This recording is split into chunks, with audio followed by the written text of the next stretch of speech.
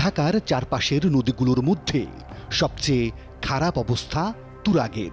বিভিন্ন ধরনের শিল্প কারখানা গড়ে তুলে ৬২ কিলোমিটার দীর্ঘ নদীটিকে এমনভাবে দখল করা হয়েছে যে মনে হবে এটি এখন একটি সরু খাল। বাংলাদেশ পরিবেশ আন্দোলন বাপার তথ্য বলছে, নদীর সীমানা নির্ধারণের জন্য প্রায় ২,০০০ পিলার বসানো হয়েছে তুরাগ নদীতে। এর মধ্যে আদালতের রায় মেনে বসানো হয়েছে মাত্র ২৯টি। ৯৮.৫৫% পিলার বসানো হয়েছে নদীর ঢালে। ফলে আমিনবাজার সেতু থেকে উত্তর টঙ্গী সেতু পর্যন্ত ২০ কিলোমিটার দীর্ঘ নদীর দুই পারে মোট ৫,২৩,০০,০০০ বর্গফুট জমি নদীর হাতছাড়া হয়ে গেছে।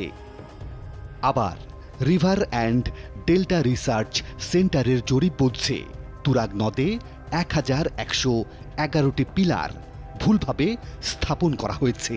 এর মধ্যে পশ্চিম প্রান্তে ৭০২টি এবং পূর্ব প্রান্তে ৪০৯টি।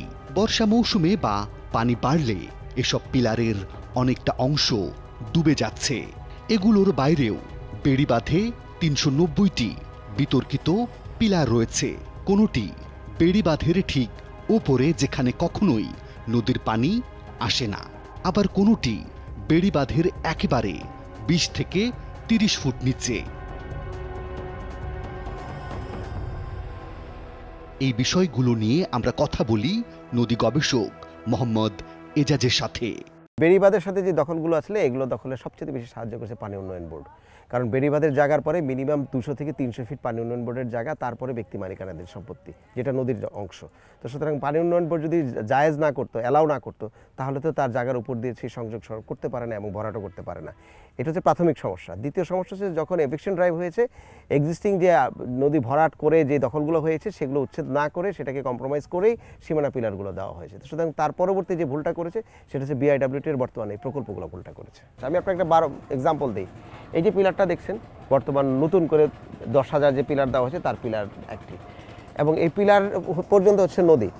যে তাদের বর্তমান হিসাব অনুযায়ী যদি এই পর্যন্ত নদী হয়, তাহলে এর পাড়ে হচ্ছে ওয়াকওয়ে করার কথা।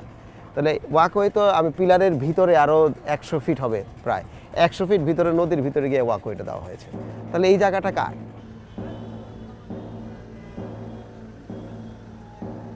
তুরাগ নদের পাশ ঘেঁষে তৈরি হচ্ছে এই দৃষ্টিনন্দন ওয়াকওয়ে এবং বিআইডব্লিউটি এর সীমানা পিলারগুলো এখানেই রয়েছে। সীমানা পিলারের ভিতরে ওয়াকওয়ে না হয়ে কেন নদীর মাঝখান দিয়ে, অর্থাৎ নদীর মধ্য দিয়ে এই ওয়াকওয়ে তৈরি হচ্ছে? তাহলে এই জায়গাগুলোর মালিকানা কার? কার স্বার্থে বিআইডব্লিউটি এর এই প্রকল্প বাস্তবায়িত হচ্ছে? আমি আপনাকে যদি দেখাই, এই দেখেন, আমাদের সামনে বিআইডব্লিউটি এর ঢাকা সার্কেলের তত্ত্বাবধায়ক প্রকৌশলী ও প্রকল্প পরিচালক আবু জাফর মোহাম্মদ শাহনেওয়াজ কবির। সীমানা পিলারের ভেতরে ওয়াকওয়ে কেন? প্রশ্ন ছিল তার কাছে। নদীর সীমানা তো আছেই, তারপরে একটা স্ট্রাকচার নির্মাণ করা ওয়াকওয়ে, কারণ হলো যে ফার্দার যেন কেউ এর বাহিরে এর ভিতরে ঢোকার কোনো সুযোগ না পায়। মাঝখানে জায়গার মালিকানা, হ্যাঁ, মাঝখানে এই পিলারের পরে এটাই তীরভূমি। এইখানে আমরা বৃক্ষরোপণ করব, সবুজ বেষ্টনী করে তুলব। ওয়াকওয়েটা আমরা নদীর ব্যাংক বরাবর করছি মূলত ক্ষেত্র বিশেষে। কিছু কিছু ক্ষেত্রে যেখানে নদী ব্যাংক নেই সেখানে আমরা পিলার ঘেঁষেই করছি। তবে নদীর সীমানা পিলার স্থাপন নিয়ে আছে নানান প্রশ্ন। ফোরশোর ম্যাপ ছাড়া কীভাবে পিলার নির্ধারণ করা হয়েছে? সিএস ধরে তো পিলার নির্ধারণ করতে হাইকোর্ট বলে নাই। হাইকোর্ট বলছে ফোরশোর ধরে নির্ধারণ করতে। মানে বর্ষার সময় জোয়ারের পানি যে পর্যন্ত যায়, তাহলে আমি এক জায়গায় ভরাট করে বললাম যে এখানে আর পানি আসে না, আমি এখানে পিলার দিলাম, এটা তো লজিক হতে পারে না। ওগুলা লো ল্যান্ড। আপনি এবার প্রশ্ন ছিল, বিনোদন কেন্দ্রের জন্য নদীর সীমানা পিলার সরে যায় কেন? অ্যাকচুয়ালি এই সীমানা পিলারগুলো এককভাবে বা কোনো ব্যক্তির ইচ্ছায় করা হয়নি। পয়েন্টগুলো এগুলো প্রত্যেকটা পিলার আপনার প্রথমে জরিপ করা হয়েছে, যৌথ জরিপ, যেখানে স্থানীয় প্রশাসন, বিআইডব্লিউটিএ এবং আপনার ভূমি জরিপ অধিদপ্তরের সার্ভেয়ার সবাই মিলেই এটা কম্বাইনলি করেছে সরকার। নদীর তীর যেহেতু আঁকাবাঁকা, সেই অনুসারে আমরা এগুলো স্থাপন করেছি। যেভাবে সার্ভে হয়েছে, যেভাবে সার্ভে ম্যাপ হয়েছে, ঠিক সেভাবে আমরা স্থাপন করেছি।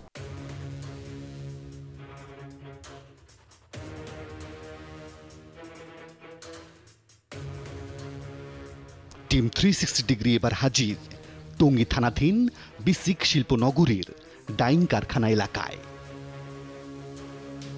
এক গবেষণার তথ্য বলছে, নদীর পানির 6 রকম উপযোগিতা থাকলে তাকে জীবন্ত সত্তা বলা যায়। তার মধ্যে অন্যতম হচ্ছে পানি পানের যোগ্য হতে হবে। তুরাগের পানি তো আপনারা কখনো ব্যবহার না, ওটা কোনো সময় ব্যবহার করতে পারি না। ওটা ব্যবহার করতে পারি না, এটা তো সাইড দিয়ে যাওয়া চলাও জানা, হাঁটার মতো কোনো মানে একদম বিশ্রী গন্ধ। এই যে পানির যে চলাচলের অবস্থান সেটি দেখে এটি নিশ্চিত হওয়া যায় এর যে কালার অর্থাৎ যে রংটি রয়েছে সেটি একেবারে দূষিত এবং কেমিক্যাল মিশ্রিত, যার পুরোটাই আসছে এই টঙ্গী থানাধীন এই যে বিসিক শিল্পনগরী সেখান থেকে, এবং এটি সরাসরি পড়ছে তুরাগ নদীতে। কত বছর ধরে এরকম দেখছেন? এইরকম দেখতেছি আজকে মানে 20 বছর ধরে, 15-20 বছর। আগে তো এরকম ছিল না, পরিষ্কার পানি ছিল।